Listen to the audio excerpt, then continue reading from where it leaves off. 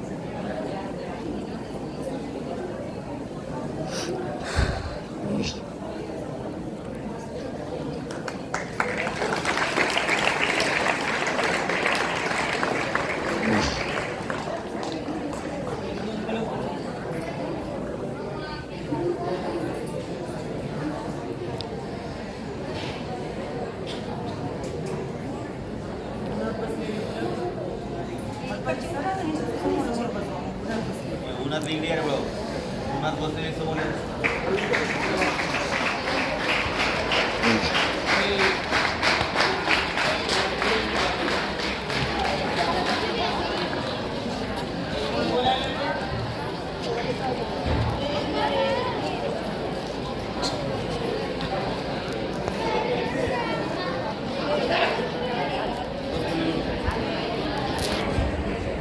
धन्यवाद सर.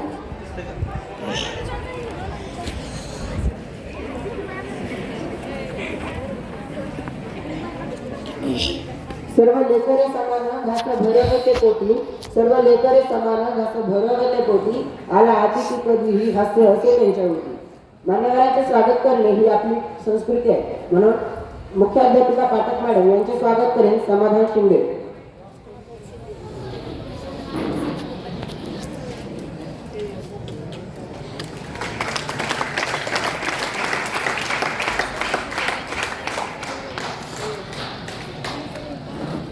पर्यवेक्षक गणपती सरांचे स्वागत करेल अभिषेक गुंड.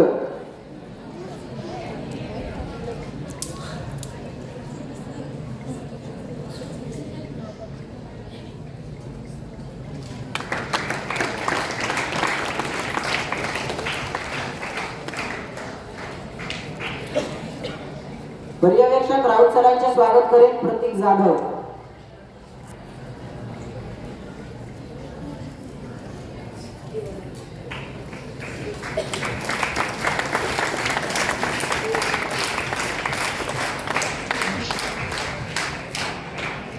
परिपाठ विभाग प्रमुख भोसा मॅडम यांचे स्वागत करेल शेख हसनैन.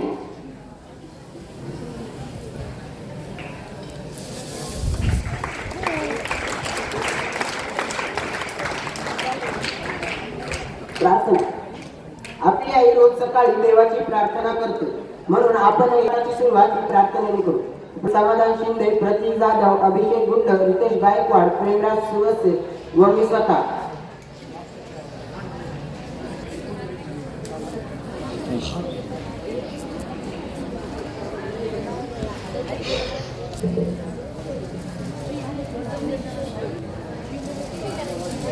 खरा तो एकची धर्म, जगाला प्रेम अर्पावे. खरा तो एकची धर्म, जगाला प्रेम अर्पावे. जगी जे दीन अतिपतित, जगी जे दीन पद दलित, दया जागून उठवावे. जगाला प्रेम अर्पावे. खरा तो एकची धर्म, जगाला प्रेम अर्पावे. सदा जे अर्थ अति विकल, जयांना गांजती सकल, तया जाऊन हसवावे. जगाला प्रेम अर्पावे. खरा तो एकची धर्म, जगाला प्रेम अर्पावे. कुणाना व्यर्थ शिन व्हावे, कुणांना व्यर्थही न व्हावे, समजता बंधू मानावे, जगाला प्रेम अर्पावे, खरा तो एकची धर्म, जगाला प्रेम अर्पावे, प्रभूची लेकरे सारी, दयांना सर्वही प्यारी, कुणांना तुच्छ लेखावे, जगाला प्रेम अर्पावे, खरा तो एकची धर्म, जगाला प्रेम अर्पावे, असे हे सार धर्माचे, असे हे सार सत्याचे, परार्था प्राणही द्यावे, जगाला प्रेम अर्पावे, खरा तो एकची धर्म, जगाला प्रेम अर्पावे, जगाला प्रेम अर्पावे. धन्यवाद.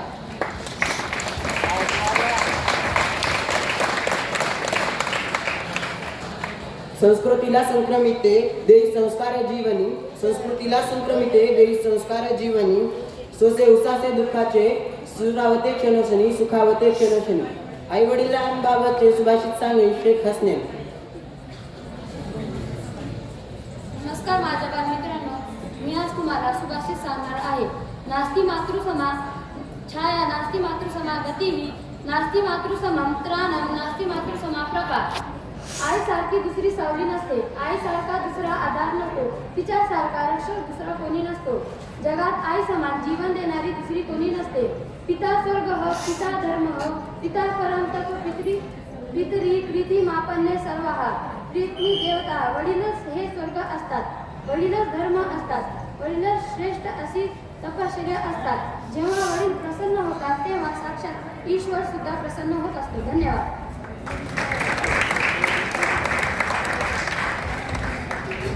धन्यवाद हसने.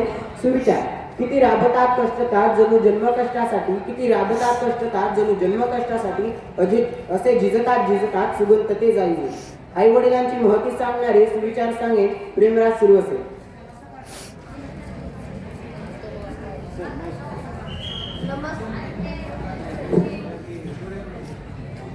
नमस्कार विद्यार्थी मित्रांनो, आजचे सुविचार. आयुष्यात मार्ग निवडताना आई वडिलांचे विचार घ्या, कारण जेवढं तुमचं वय नसतं तेवढा त्यांचा अनुभव असतो. हजारो माणसे मिळतील पण आपल्या आयुष्यातील हजारो चुकांना क्षमा करणारे आपले आई वडील असतात. धन्यवाद. धन्यवाद प्रेमराज. दिनविशेष. उगवणारा प्रत्येक दिवस नवीन काहीतरी शिकवत असतो आणि प्रत्येक दिवसाचे महत्त्व आपल्याला माहीत पाहिजे.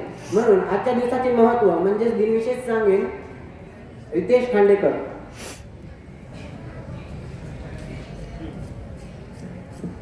नमस्कार विद्यार्थी मित्रांनो, माझे नाव रितेश खांडेकर. मी आज विषय सांगणार आहे. 1939 कवी माधव जुले यांचा हा स्मृतिदिन. मराठी असे आमची मायाबोली ही मराठी भाषेविषयी स्वाभिमान व्यक्त करणारी कविता ज्यांनी लिहिली त्या माधव जुले यांचा हा स्मृतिदिन. त्यांचे संपूर्ण नाव माधव त्र्यंबक पटवर्धन असे होते. यांचे बालपण बडोद्यात गेले. M.A. झाल्यानंतर पुणे व कोल्हापूर येथे प्राध्यापक म्हणून कार्य केले. ते मराठी साहित्य परिषदेचे साहित्य संमेलनाचे अध्यक्ष होते. त्यांचे नाव ते विद्वान व्यसनी व कल्पक असल्यामुळे आधुनिक कवींमध्ये त्याचे नाव आदराने घेतले जाते. 29 नोव्हेंबर 1939 रोजी त्यांचे निधन झाले. पुण्यातील टिळक रोडवर त्यांच्या स्मृतिप्रित्यर्थ माधवराव पटवर्धन सभागृह उभारण्यात आले. महाराष्ट्र साहित्य परिषदेचे कार्य तिथून चालते. धन्यवाद.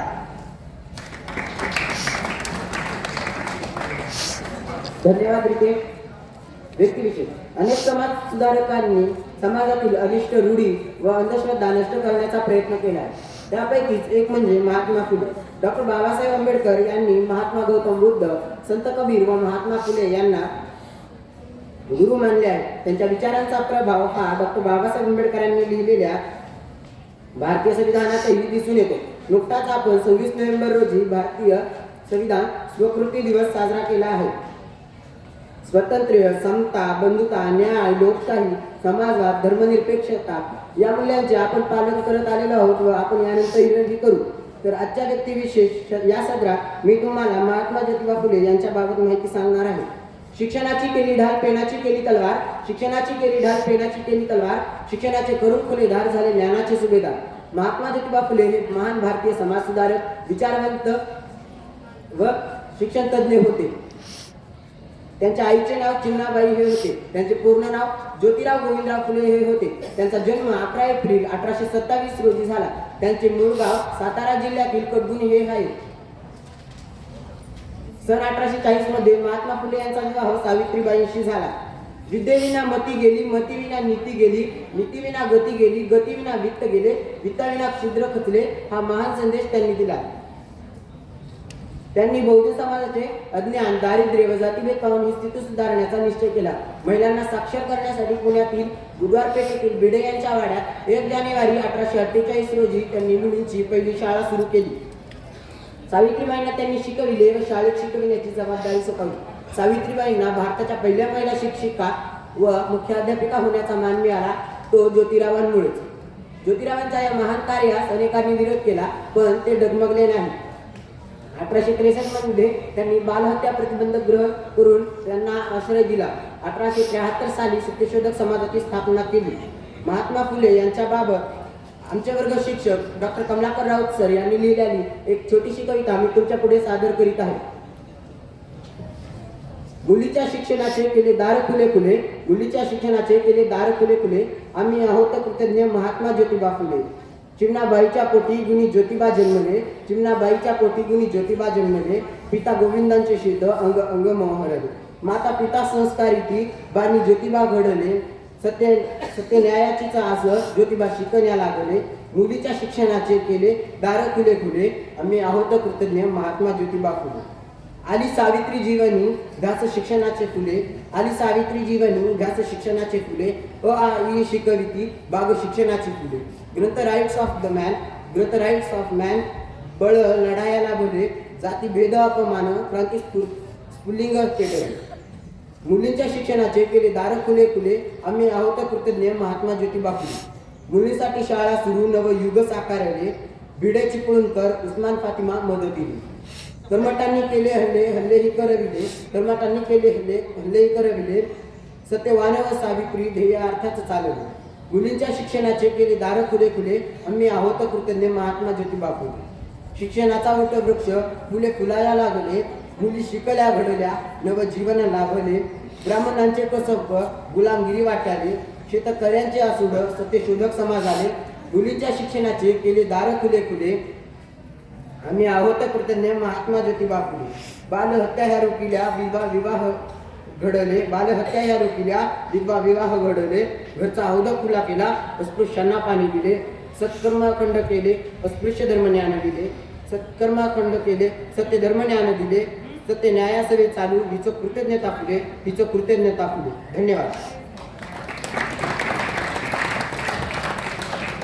कविता. माय पाज्या मा दूध बाप रक्त आटवणी, माय भरवते घास बाप किराण्याचा धनी, माय नित संगोपनी बाप असतो जीवनी, माय आंजारी गोंजारी बाप स्पर्श संजीवनी. आई वडिलांवरील कविता सादर करतील आमचे वर्ग शिक्षक डॉक्टर कमलाकर राऊत सर.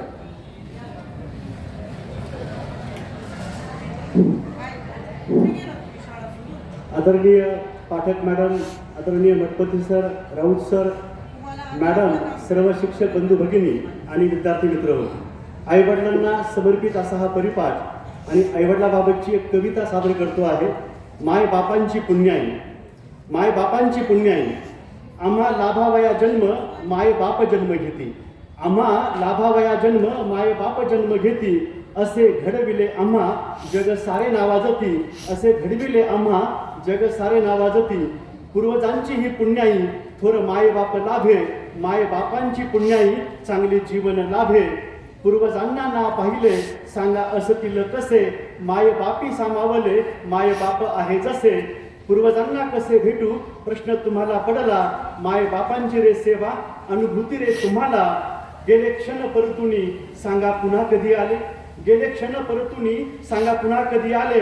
आहे आपुल्या जे हाती क्षण क्षण रे चालले, रोज ठरवूनी बोले जुन्या आठवणी बोलू. रोज ठरवणी बोलू, जुन्या आठवणी खोलू, मन होईल मोकळे, सुखी अंतरीचे बोलू. गुणदोष सर्वामध्ये माय बापामध्ये असे, दोष दाखवणी त्यांचे नको दुखवू उसासे. स्तुती असे सर्वाप्रिय करू गुणकार्य स्तुती, तुम्हामुळे मोठेपण किती वर्णावी महती. नाही उठवत त्यांना वाटे राहावे पडून, नाही उठवत त्यांना वाटे राहावे पडूनी. देऊ पाणी ताट हाती कधी घास भरवूनी. आपण बोलावे म्हणून ते बोलाया बघती, बोल जेव्हा विचारती तसे बोलाया लागती. बोलण्यातून रे घडले, बोलण्याने बिघडले, बिघडले सुधारले, गोड वेळीच बोलले. सूक्ष्म अहंकार असे ना कधी कळला कोणा, आत्मचिंतनातून कळे नको काढायचा खना. नको क्रोध अहंकार जास्त त्रास आपुल्याला, नको क्रोध अहंकार जास्त त्रास आपुल्याला. किती दुखावती जीव अडी पडते मनाला, विस्कटले सावरण्या खूप काळ जातो तेव्हा. अडी पडू नये कधी बोल मोकळे रे केव्हा. वाढे नात्यात अंतर गोठू लागे माणुसकी, असे बदलून जातो कधी होईल नामुष्की.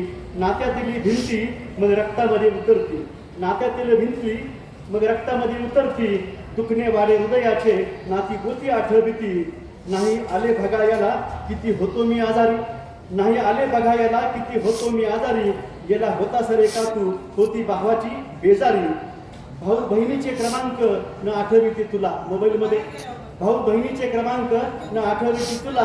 नातलगांचे क्रमांक असू द्या मोबाईलला. नात्यामध्ये नको नाट्य वाढव ओलावा अंतरी, नात्यामध्ये नको नाट्य वाढव ओलावा अंतरी. वागू स्वाभाविक सारे आता हसूया अंतरी. माय देवी माय बाप, देव कुठं आहे? माय देवी माय बाप हेची आहेत दैवत. सर्व तीर्थ त्यांच्या ठाई पुरे भक्त भाग्यवंत. नको नेऊ फिरायला नको कोठे तीर्थयात्रा, नको नेऊ फिरायला नको कोठे तीर्थयात्रा. मनातून पड पाया रोज घडे तीर्थयात्रा, मनातून पड पाया रोज घडे तीर्थयात्रा.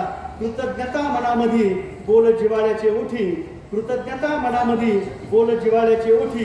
भक्त पुंडलिकी सेवा तूच आहे त्यांना काठी, भक्त पुंडलिकी सेवा तूच आहे त्यांना काठी. धन्यवाद.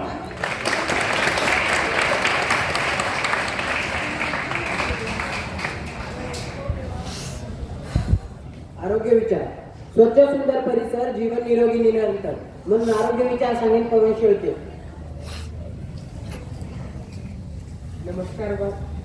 नमस्कार बालमित्रांनो, मी आज तुम्हाला आरोग्य विचार सांगणार आहे.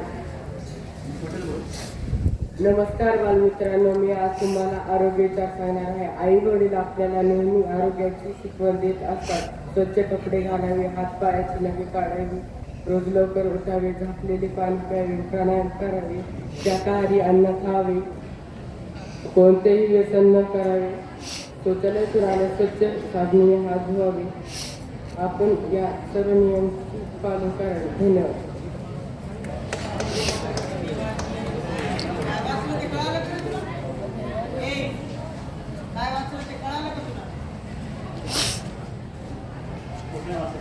मूल्य विचार. किती सोसून या काळा जन्म देते रे जननी, रात दिस जागे असे संगोपन क्षणशी. मूल्य विचार सांगेन समाधान शिंदे.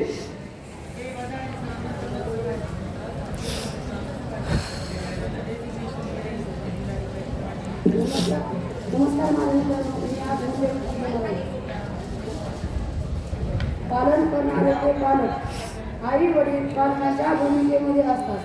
मूल्य जन्मानंतर शाळेत जाईपर्यंत ज्या काळाचे पूर्णतः कुटुंबामध्ये असते, त्याच्या संवेदनाशील मनावर अनेक संस्कार घडत असतात. हे संस्कार चांगले घडावेत याकडे पालकाचे कटाक्षाने लक्ष पाहिजे. मुले शाळेत जाऊ लागले म्हणजे विद्यार्थी बनल्यानंतर सुद्धा ते शाळेमध्ये 5 ते 6 तास असते. राहिलेला भरपूर वेळ ते कुटुंबामध्ये असते. शाळेमध्ये होणाऱ्या संस्काराबरोबरच कौटुंबिक संस्कारही महत्त्वाचे असतात. धन्यवाद.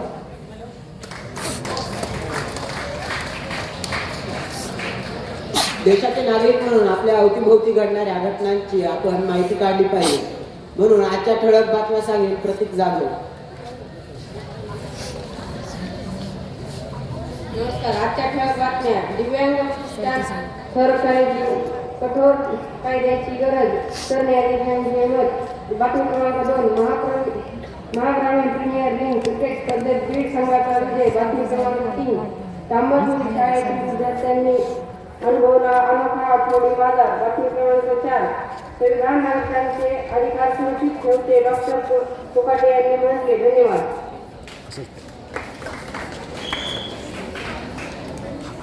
माय पुण्याई पुण्याई ही संस्कृतीचे रूप होई. माय पुण्याई पुण्याई ही संस्कृतीचे रूप होई. तसे होऊ तर आई तिचा जन्मधन्य होई. आईवरील पुस्तकाचा पुस्तक परिचय सांगेल अभिषेक गुंड.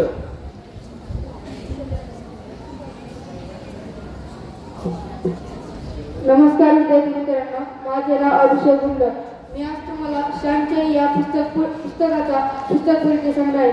हे पुस्तक सारी गुरुजी यांनी लिहिले आहे व या पुस्तकाची किंमत 100 रुपये. हे पुस्तक अजय पब्लिकेशन याने प्रकाशित केले. या पुस्तकाची पृष्ठे 238 आहेत व या पुस्तकात एकूण 42 कथा आहेत. या पुस्तकातली मला आवडली कथा ही आनंदाची दिवाळी आहे. आनंदाची दिवाळी या कथेत श्यामच्या आईचा दानशूर व निरागसपणा सांगितला आहे. हे पुस्तक मीही वाचले, तुम्ही जरूर वाचा. धन्यवाद. माये जन्म देते आम्हा बाप हसतो अंतरी. माये सोसताना कळा बाप रडतो दारी. जन्म आमुचा झाला की बाप हसतो अंतरी. मुख पाहुणी गोजिरे हास्य फुले घरदारी. वडिलांचे श्रेष्ठत्व सांगणारी कविता सांगेल सोमेश्वर जाधव.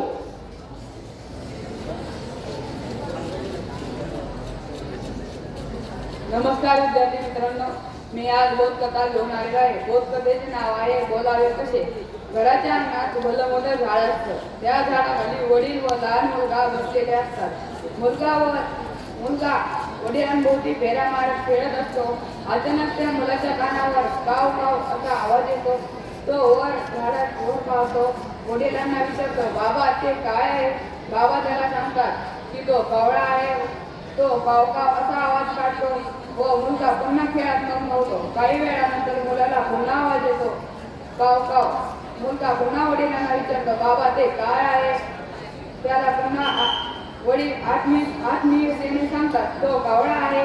तो काळा असतो. मुलगा पुन्हा खेळात मग्न होतो व थोड्या वेळानंतर अजून एकदा वडील मुलाच्या कानावर आवाज येतो, काव काव. मुलगा पुन्हा बाबाला विचारतो, बाबा ते काय आहे. बाबा अधिक आत्मीयतेने न चिडता त्याला सांगतात, तो कावळा आहे. तो काळा असतो व उंच उडतो. 20 वर्षात काळानंतर तो बाप आता म्हातारा झाला. तोच मुलगा तरुण होतो. त्याचे लग्न झालेले असते. पत्नी त्याच्या सुताखाली अंतरपात ओरळे असतात. त्याचे बाबा त्याला बोलावे म्हणून काहीतरी बोलायला सुरुवात करतात व बाबांना तो 20 वर्षा अगोदरचा प्रसंग आठवतो व बाबा त्यांच्या तरुण मुलाला विचारतात, मुला ते काय आहे. मुलगा सांगतो, बाबा तो कावळा आहे. तुम्हाला माहित नाही का. तो चिडत्या स्वरात म्हणतो, बाबा वाटते. बाबाला वाटलं. मुलगा कानात असे. काही वेळानंतर बाबा पुन्हा विचारतात, मुला ते काय आहे. बाबा मुलगा रागाने म्हणतो, अहो बाबा तुम्हाला वेळ लागला आहे का. तो कावळा आहे. कितीदा विचार व तो हसायला लागतो व म्हणतो, माझ्या बापाला वेळ लागलाय. बोध ज्यांनी आपल्याला बोलायला शिकवलं त्यांना आपण कसे बोलायचो हे विसरलो. आई वडिलांना आपण कधीही दुखवू नये. धन्यवाद.